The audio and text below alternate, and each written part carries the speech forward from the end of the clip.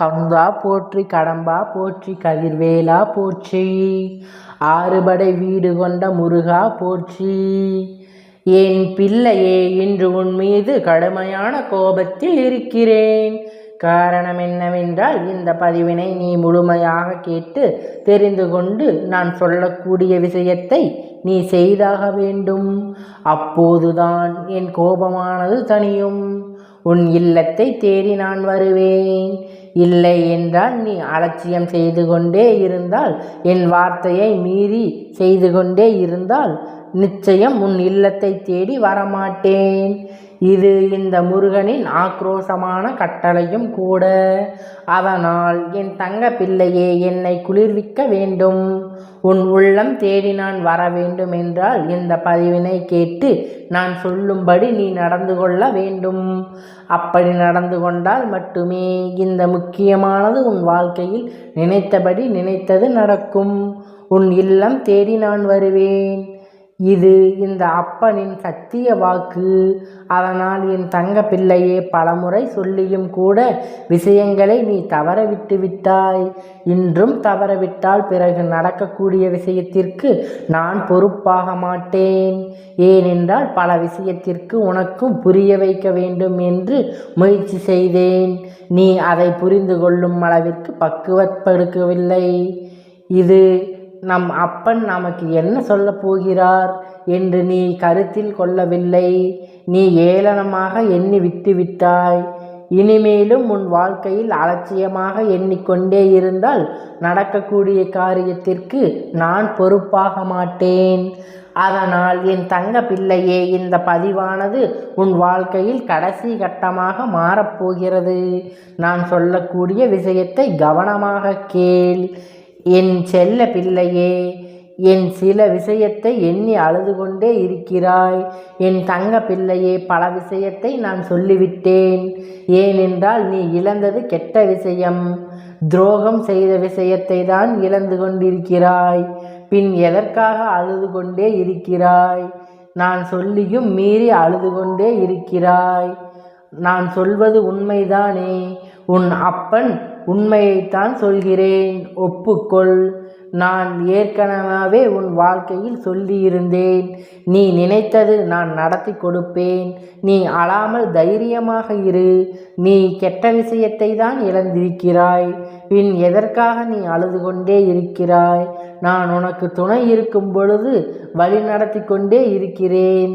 உன் வாழ்க்கை ஒவ்வொரு விஷயத்திலும் உனக்கு துணையாக இருந்தும் கவசமாக மாறி உன் வாழ்க்கையில் எவருக்கும் தண்டனையை கொடுக்க வேண்டுமோ அவருக்கு தண்டனையை பாடத்தையும் கற்பிக்க வேண்டும் என்று உறுதியாக இருக்கிறேன். அவர்களுக்கு நான் நிச்சயமாக பாடத்தை கற்பிப்பேன். அவர்களுக்கு நடந்த விஷயத்திற்கு கண்டிப்பாக தண்டனைகள் அவர்களுக்கு கிடைக்கும்.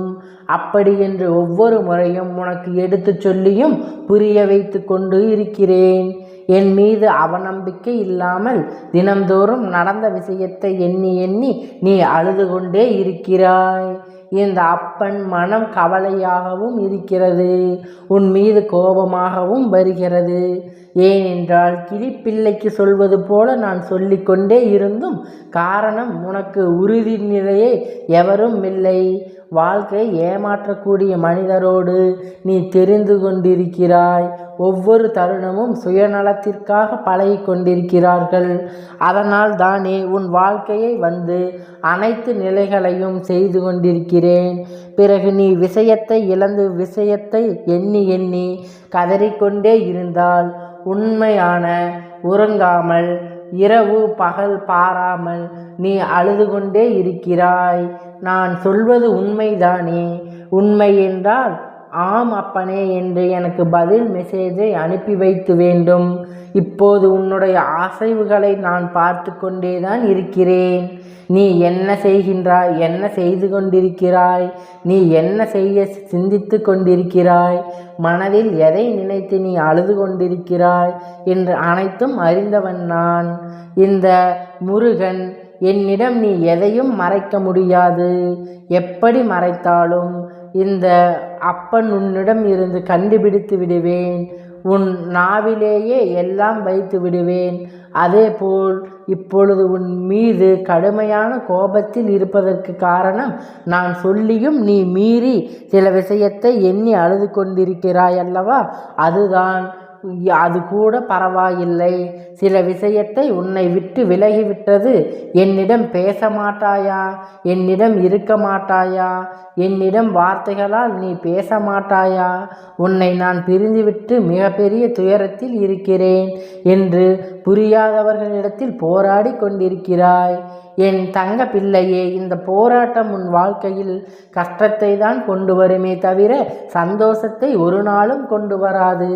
உன் மீது துளி அளவும் அன்பு இல்லாதவர்கள் மீது, அன்பு பாசம் இல்லாத நபரிடம், உன் மீது அக்கறை இல்லாத நபரிடம் சென்று என் மீது அக்கறை காட்டு என்றால் எப்படி காட்டுவார்கள்? என் தங்க பிள்ளையே, உண்மையான அன்பு என்பது இருவருக்கும் இருக்க வேண்டும். ஆனால் ஒருவருக்கு பணத்தாசையும் ஒருவருக்கு அன்பும் இருந்தால் புரியாது.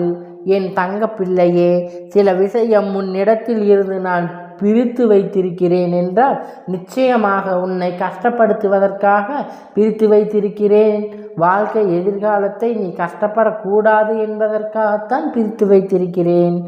ஆனால் நீயோ அதை புரிந்து கொள்ளாமல் எனக்கு கஷ்டம் வந்துவிட்டது, அந்த உறவு இருந்தால்தான் என் வாழ்க்கையை வாழ்வேன், அந்த உறவு இருந்தால்தான் நான் சந்தோஷமாக இருப்பேன், இப்படி என்று மனதுக்குள் புலம்பிக் கொண்டே இருக்கிறாய். ஆனால் என் தங்க பிள்ளையே, நான் சொல்வதை கவனமாக கேள். அந்த ஏமாற்றத்துக்குரிய உறவு உன் வாழ்க்கையில் இருந்தால் நிச்சயமாக உன் வாழ்க்கை முன்னேறாமல் இருந்துவிடும்.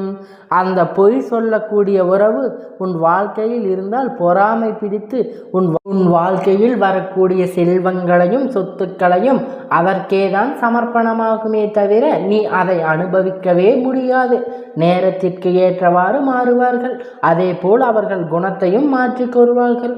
பணம் இருந்தால் ஒரு பேச்சு, பணம் இல்லாவிட்டால் ஒரு நாடகம் என உன்னை பகடக்காயாக மாற்றி உன் வாழ்க்கையை சீரழித்து விடுவார்கள். அதனால் தான் என் தங்க பிள்ளையே, போதும் போதும் என்ற அளவிற்கு நீ கஷ்டத்தையும் துன்பத்தையும் அந்த நபரால் அனுபவித்து விட்டாய். இனிமேலும் அனுபவிக்க வேண்டும் என்று அவர்கள்தான் வேண்டும் என்று அடம்பிடித்து அழுகின்றாய், அழுது கொண்டே இருக்கிறாய். ஆனால் என் தங்க பிள்ளையே, ஒரு தந்தையாக இருந்து என்னுடைய விஷயத்தை கொஞ்சம் சிந்தித்து பார். என்ன தெரியுமா?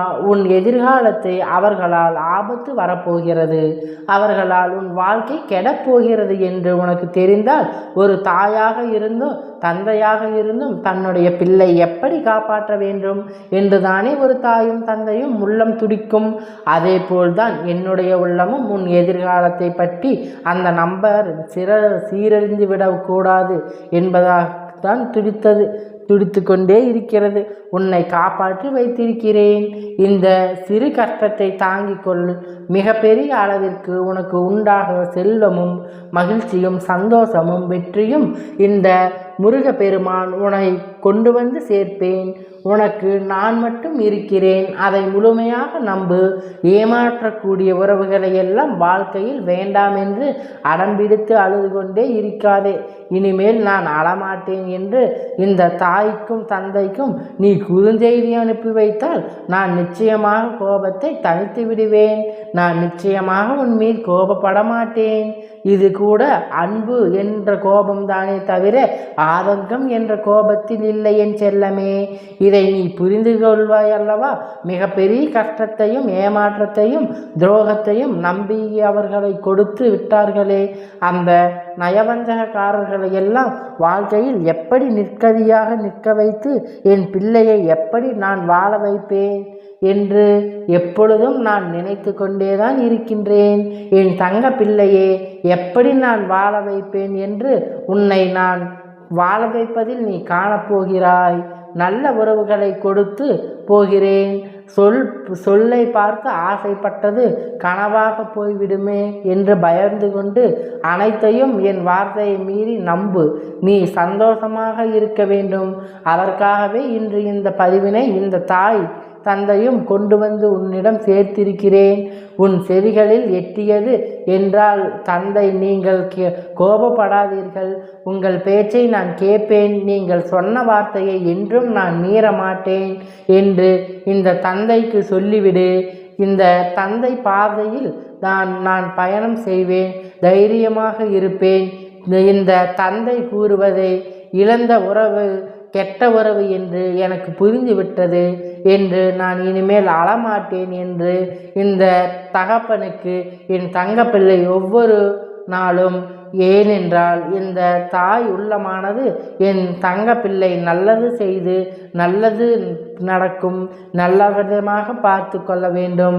துரோகத்தால் துடிதுடித்து கொண்டிருக்கிற தனிமையில் இதை என்னால் பொறுத்து கொள்ள முடியாமல் என்னுடைய மனமானது அப்படியே எரிந்து கொண்டே இருக்கிறது. அதனால் நெருப்பால் ஆன என் தங்க பிள்ளையே, இனி ஒவ்வொரு தருணமும் இனிமேல் உனக்கு வெற்றியும், ஒவ்வொரு தருணமும் இனிமேல் உனக்கு வெற்றி மகிழ்ச்சியும் தான். இனிமேல் உன் வாழ்க்கை சந்தோஷமாக இருக்கப் போகிறது. உன் இல்லத்தில் நான் கொண்டு வந்து சேர்ப்பேன். அதனால் என் தங்க பிள்ளையே, இந்த தந்தையிடம் அழமாட்டேன் என்று மெசேஜை அனுப்பி வைப்பாயா? தைரியமாக இரு என் தங்க பிள்ளையே. கஷ்ட காலத்தையும் உன் வாழ்க்கையில் முன்னேற்றத்தை வந்து கொண்டே இருக்கிறது. உன்னை கஷ்டப்படுத்தியவர்களுக்கு அளவைக்க வரவில்லை. நல்லவர்கள் யார், கெட்டவர்கள் யார் என்று அனைத்தும் நீ தெரிந்து கொள்ள வேண்டும். அப்படி தெரிந்து கொண்டால் இன்னும் ஒரு முறை மற்றவர்களை ஏமாற மாட்டாய். இதை நீ புரிந்து கொள்ள வேண்டும். உனக்கு சந்தோஷம்தான் நடக்கப் போகிறது. அதனால் அழாமல் இரு என்று பிறகும் என்ன தெரியுமா? இந்த பதிவினை உன் பொன்னான கரங்களால் தெரிந்தவருக்கு தெரியாதவருக்கும் அனைவருக்கும் பகிர்ந்துவிடு. ஒரு சில தங்க பிள்ளை உறவுகளை இழந்து மனம் குமரிக்கொண்டே அழுது கொண்டிருக்கிறார்கள். அவர்களுக்கெல்லாம் நான் கண்ணில் படுவேன். கற்றுக்கொண்டே அவற்றின் வாழ்க்கை மிகப்பெரிய மாற்றத்தை உண்டாக்க வேண்டும். அதனால் இந்த பதிவினை பொன்னான கரங்களால் பகிர்ந்துவிடு. என் செல்லமே, நீ நினைத்தது அனைத்தும் நடக்கும். உன்னை நம்பிக்கை துரோகத்தில் உள்ளாக்கியவர்களுக்கு சிறந்த தண்டனை கிடைக்கும். நீ அவர்களை நம்பிக்கொண்டே இருந்தால் உன் வாழ்க்கை என்ன கதியாகும் என்று உனக்கு புரியும். இப்பொழுது இந்த முருகனின் வாக்கை நீ முழுமையாக கேட்டிருப்பாய். இதனால் இதற்கு மேல் உனக்கு ஒன்றும் கவலை இல்லை. நீ என்னை எப்பொழுதும் நம்பியிரு. நான் உனக்காக எல்லாவற்றையும் உன்னை தேடி நான் அனுப்பி தருவேன். அதை நீ ஒரு காலம் மறக்கவே வேண்டாம். நான் உன்னோடு இருக்கிறேன். நான் உன்னோடு பயணம் செய்கிறேன். உன்னோடு எப்பொழுதும் இருப்பேன். இதை நீ எப்பொழுதும் மறவாதே என் செல்லமே.